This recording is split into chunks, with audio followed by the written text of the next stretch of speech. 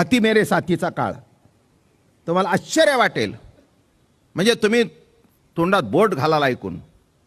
त्या काळामध्ये राजेश खन्नाला सोंड लावली आणि आमच्या खत्तर गल्लीमध्ये आणून ठेवला. म्हणजे तो गुरु शर्ट तसा, ती पॅन्ट अशी वर गेलेली दुमडलेली आणि सोंड.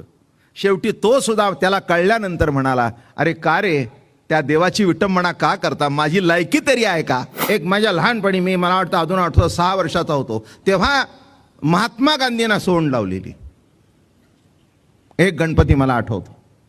आणि कस्तुरबा शेजारी. म्हणजे आता काय कसं काय कळावं. तसं गणपती म्हटल्यानंतर गणपतीच, त्याचं जे पूर्वंपार चालत आलेलं रूप आहे त्या रूपात किंचित बदल करू नये. तसाच गणपती श्रीमंत दगडूशेठ हलवाईचा आहे. मला तुम्हाला सगळ्या गणपती भक्तांना सांगायचं आहे, गणपतीच्या मूर्तीत बदल करणं नामेच तिची तोडफोड करणं. माझं बोलणं तुम्हाला लागेल, पण तीच इच्छा आहे माझी. गणपती हा गणपतीच असावा, आग्र्याहून सुटका नसावी. माझं बोलणं कळलं का. छत्रपती सारखा राजा झाला नाही, त्यांना तिथे ठेवा. विष्णुदेव श्रेष्ठ आहे, विष्णूला विष्णूच्या ठिकाणी ठेवा. विष्णूला सोंड लावायची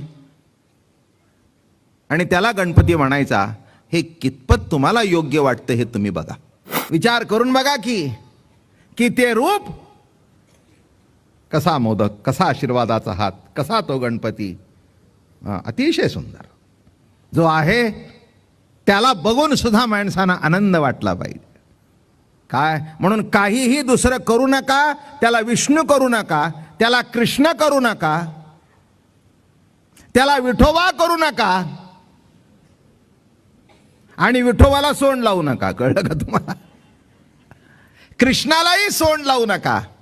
जो गणपतीचं रूप आहे ते रूप मेंटेन करा, ते आहे ते जतन करा आणि त्या रूपामध्ये त्याला बघा. त्या रूपामध्ये त्याला बघितलं तर तो पावेल.